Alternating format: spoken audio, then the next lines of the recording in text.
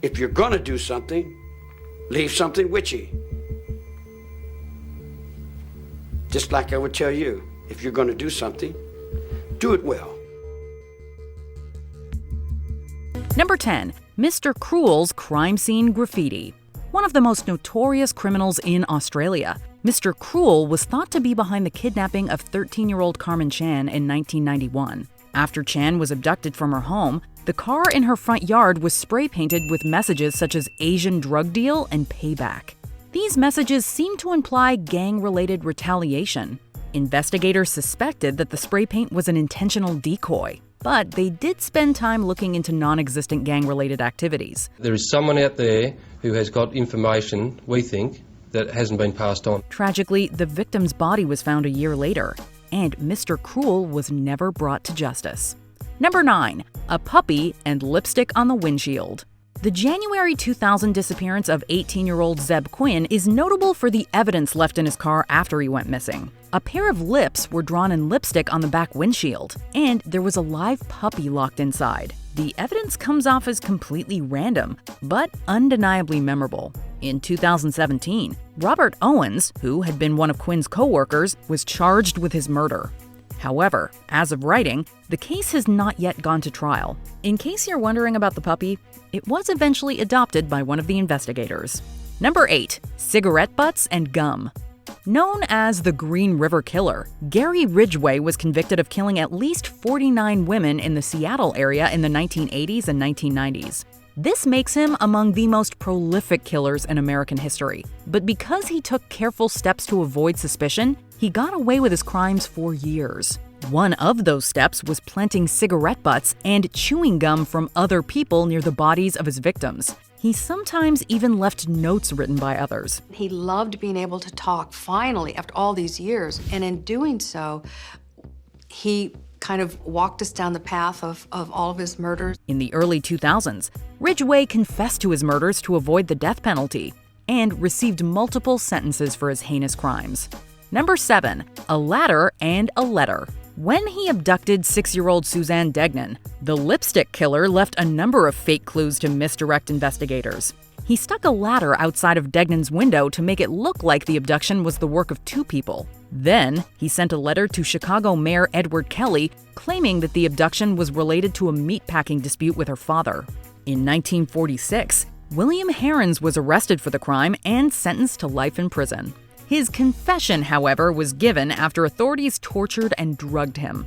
A group of law students and professors at Northwestern University sought clemency for him in 2002, but it was denied. Herrings maintained his innocence until dying in prison a decade later. Number 6. A staged car accident. A beloved teacher and coach who lived near Lincoln, Nebraska, Sandy Schnabel was found dead underneath her burning minivan. Sandy's husband, Mark, claimed the fire was the result of an accident that took place on their property. But as investigators looked more closely, that story started to fall apart. It was staged. After talking to the 3 children, they found that Sandy had been a victim of domestic abuse. I still remember the sounds. I remember the way she screamed. They found evidence of Sandy's blood in the home, among other places.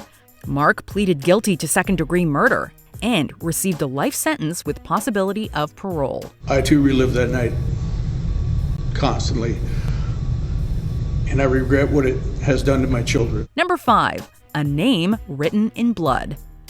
When Tim Permenter killed his girlfriend Karen Pinnell in 2003, he decided to throw her ex-boyfriend under the bus. With Karen's blood, Tim wrote the name Rock on the wall in her room, referring to Rock Herpick, as if Karen had written the name to identify her killer.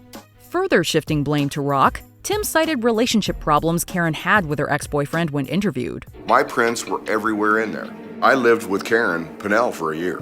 Lived in every room together in that entire condominium. Rock, however, was spending time with his current girlfriend at the time of the murder, so that plan did not work. In 2007, Tim was convicted and received life without parole. Number 4. Ransom note. In 2012, Israel Keys abducted 18-year-old Samantha Koenig at her workplace, assaulted her, and killed her the next day. Days later, he took a picture with her body, but manipulated it in such a way as to make her seem as if she were still alive. This was to make Koenig's family think that Samantha was kidnapped so Keyes could get a ransom.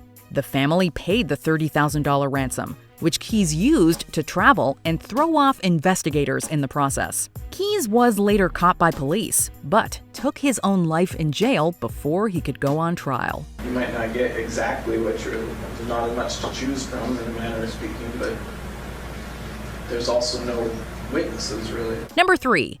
Bathroom hair. A highly intelligent eccentric with a mathematics degree from Harvard, Ted Kaczynski, who was later identified as the Unabomber, was able to avoid capture for almost 2 decades. For one of his bombs, Kaczynski put in hair he found from a bus station bathroom in Missoula, Montana. It was planted to trick the FBI into thinking they had stumbled onto some DNA evidence that would identify the Unabomber. While the tactic certainly adds to the morbid fascination that people have with the Unabomber, the implications are terrifying.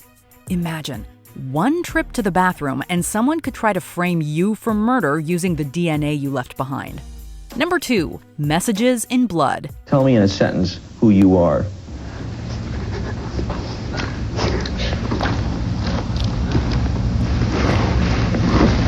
Nobody. In the summer of 1969, the now infamous Manson family embarked on a bloody murder spree. It began with the cult's murder of Gary Hinman, allegedly over a drug deal. On August the 8th, 1969, Manson launched a series of crimes he hoped would be blamed on the black community. In order to deflect blame, they drew a Black Panther symbol and wrote "Political Piggy" in blood on a wall. When cult member Bobby Beausoleil was arrested anyway, the cult killed actress Sharon Tate and her 4 guests, as well as supermarket executive Lino LaBianca and his wife Rosemary. Manson hoped that bloody messages left at the crimes would tie the murders back to Hinman's, undermining suspicion of Beausoleil and triggering an apocalyptic race war he dubbed Helter Skelter. I said, if you're gonna do something, leave something witchy.